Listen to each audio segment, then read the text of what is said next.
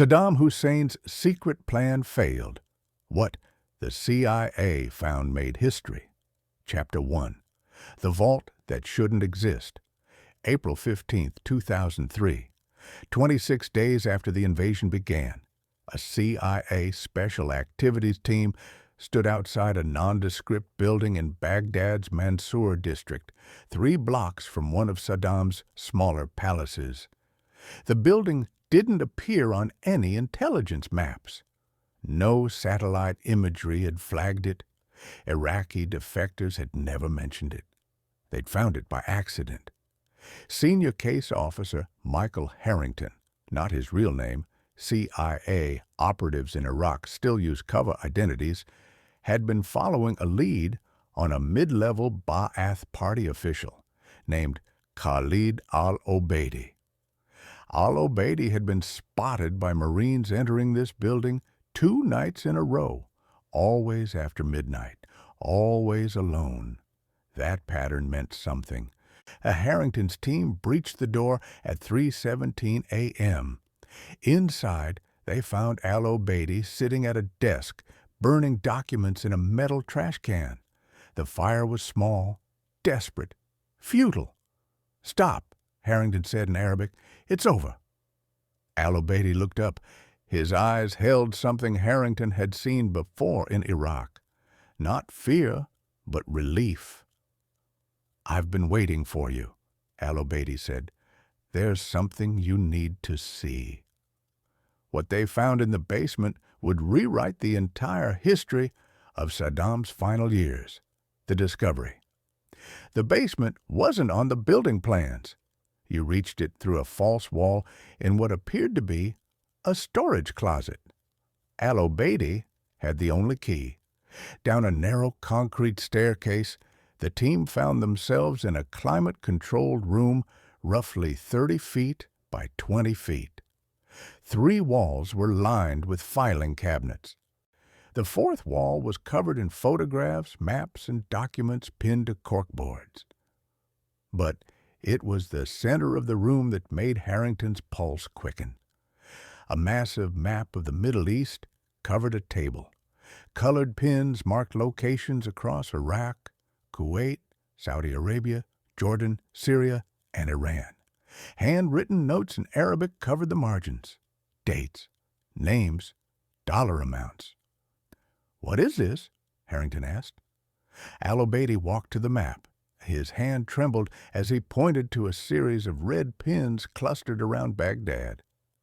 "This," he said, "is Saddam's Plan B, the one that failed before it started." Chapter 2.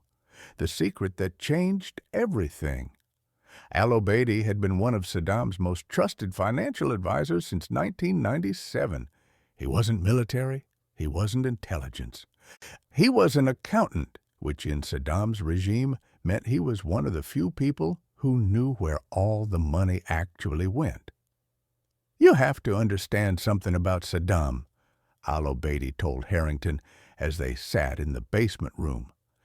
After 1998, when the UN inspectors left, he knew war with America was inevitable. Not in a year, maybe not in 5 years, but eventually. Al-Obeidi pulled out a file folder.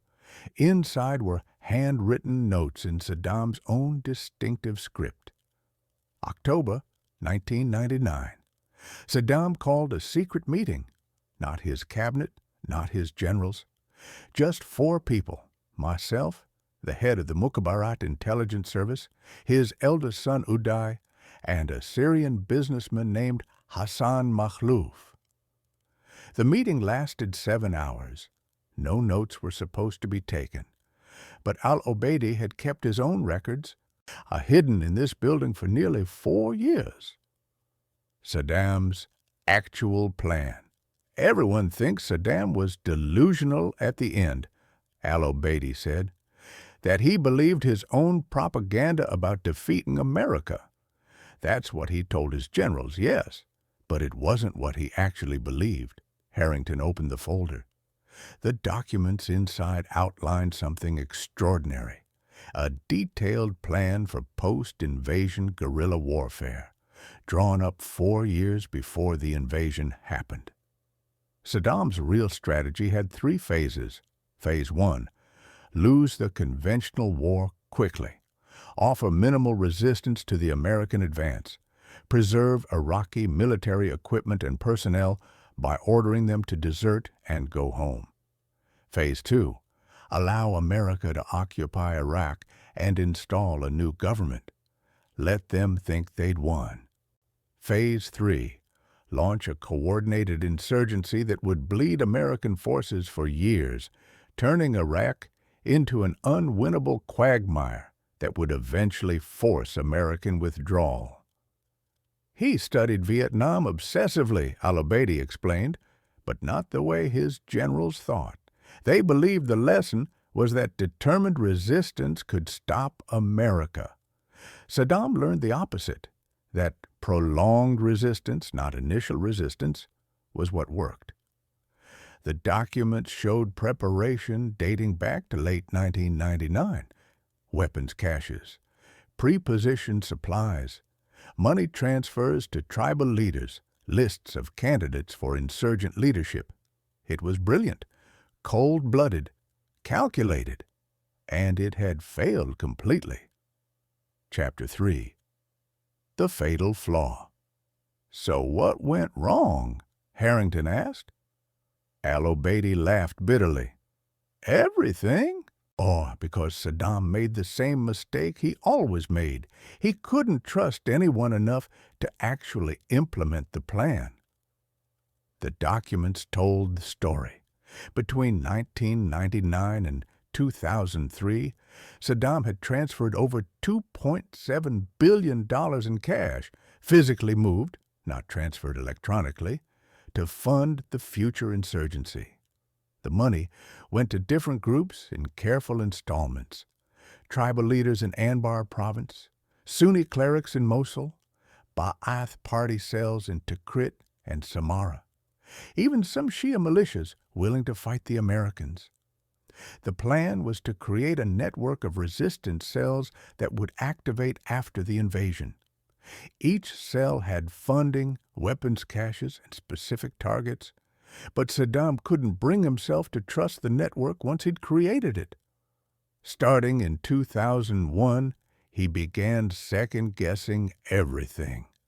Al-Obeidi said, he'd give money to a tribal leader, then send the Mukhabarat to spy on him. He'd approve a weapons cache location, then change it without telling the people who were supposed to use it. Al-Obeidi showed Harrington a ledger, page after page of crossed-out names, changes, modifications, paranoid reversals. By early 2003, nobody actually knew the full plan except Saddam, and Saddam was keeping track of it all in his head, with some notes in personal notebooks that went with him when he went into hiding.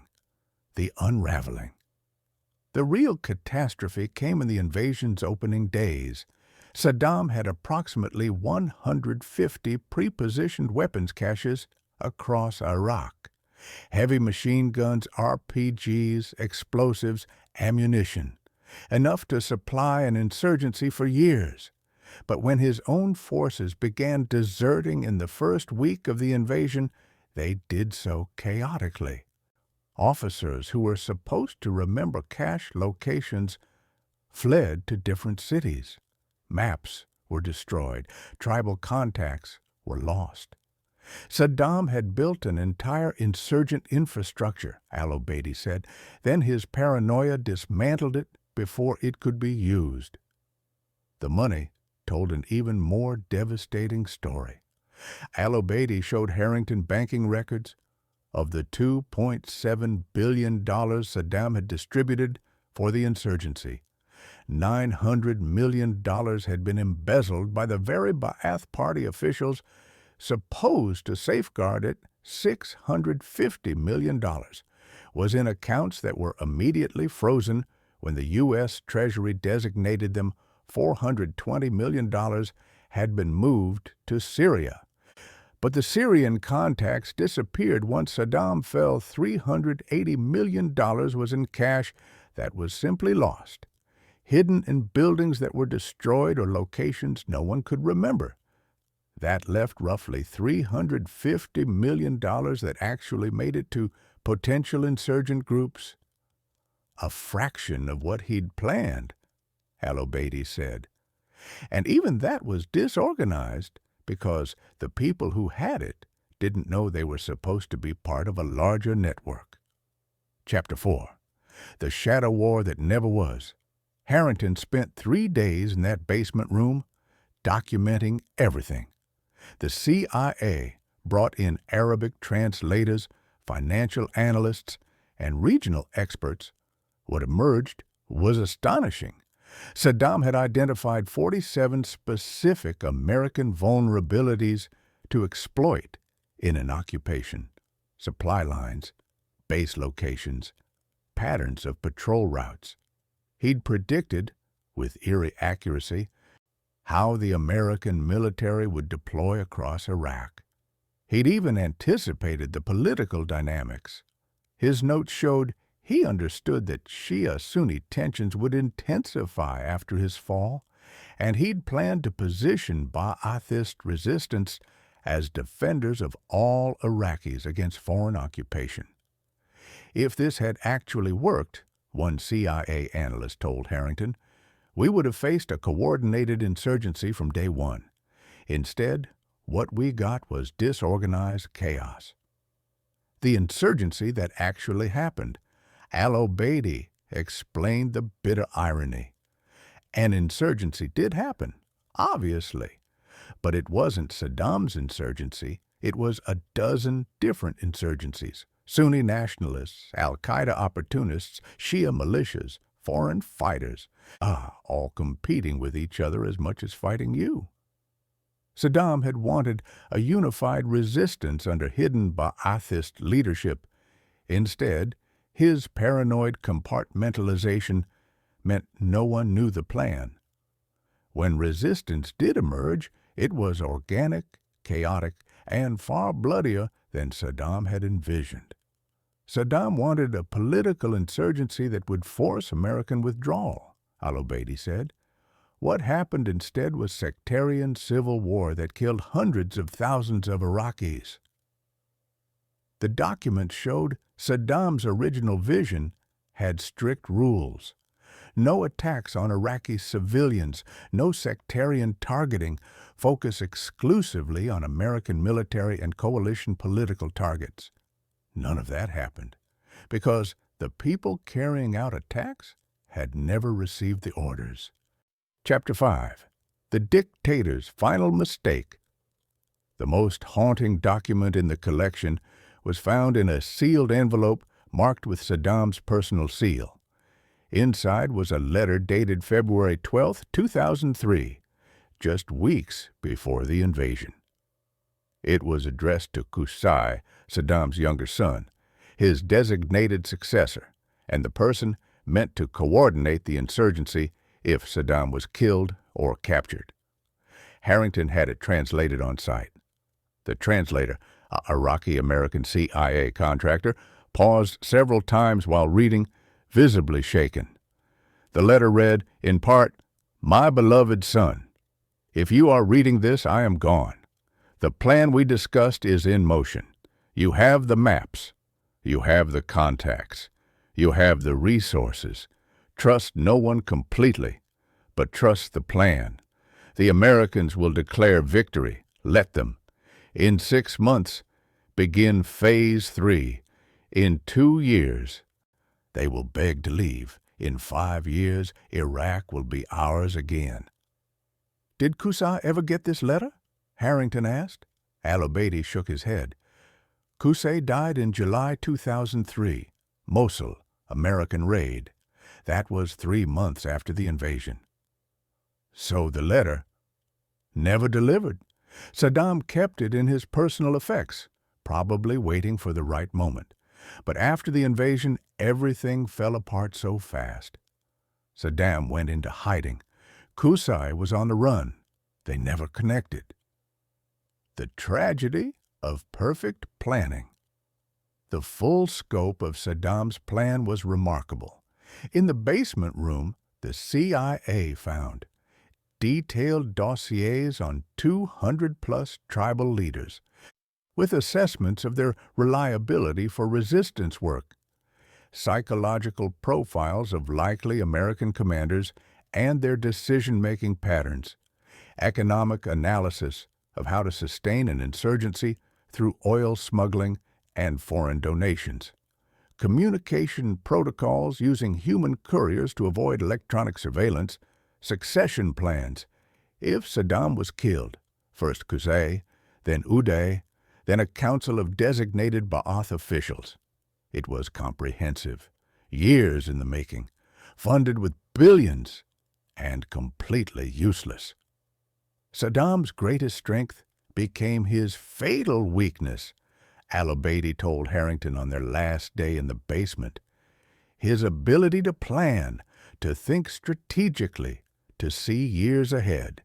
He built all of this, but he couldn't let go of control long enough to let it actually work. Chapter 6. What the CIA Did with the Discovery.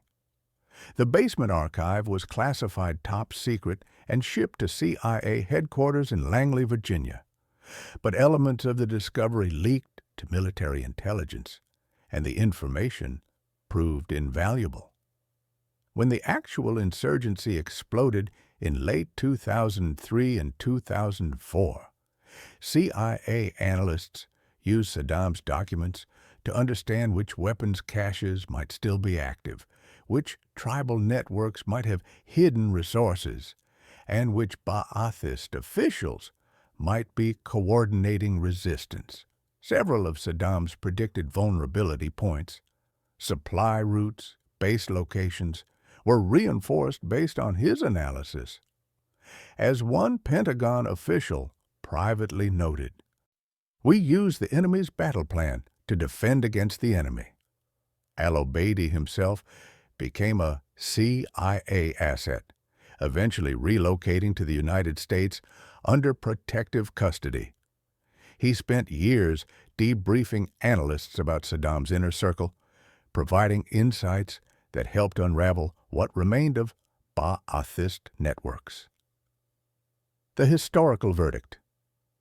When Saddam was captured in December 2003, CIA interrogators asked him about the insurgency plan. At first, he denied everything. Then, when shown his own documents, his own handwriting, he fell silent for nearly an hour. Finally, he spoke. "I gave them everything they needed," Saddam said. "The plan was perfect. They failed me." The interrogator noted in his report, "Subject appears to genuinely believe the plan's failure was due to subordinate incompetence rather than his own inability to implement it. Shows no recognition that his trust issues prevented the plan's execution." The ending, written in a spider hole, December 13th, 2003. The night Saddam was captured near Tikrit, he was found in a spider hole 8 feet deep, with $750,000 in cash, 2 AK-47s, and a briefcase. Inside the briefcase were maps, lists of names, financial records, all in Saddam's handwriting, all outlining his insurgency plan, the plan that was supposed to already be in motion, the plan he was apparently still trying to coordinate from a hole in the ground. American soldiers photographed the documents before Saddam was taken away. One soldier later recalled the scene. "He kept saying something in Arabic. The translator told us he was saying they were supposed to wait for orders. Why didn't they wait for orders?" Saddam went to the gallows on December 30th, 2006, and still convinced his plan had been perfect. He was right about that. On paper, it was brilliant. But Saddam Hussein had spent so long trusting no one that when the moment came, he had no one to trust. The insurgency he'd spent 4 years and billions of dollars planning never happened. The insurgency that actually happened, chaotic, sectarian, devastating, was everything his plan was designed to prevent. And when CIA analysts finally assembled the complete picture from that basement room in Mansour, they reached a conclusion that was both tragic and darkly ironic. Saddam Hussein's greatest enemy wasn't America. It was Saddam Hussein.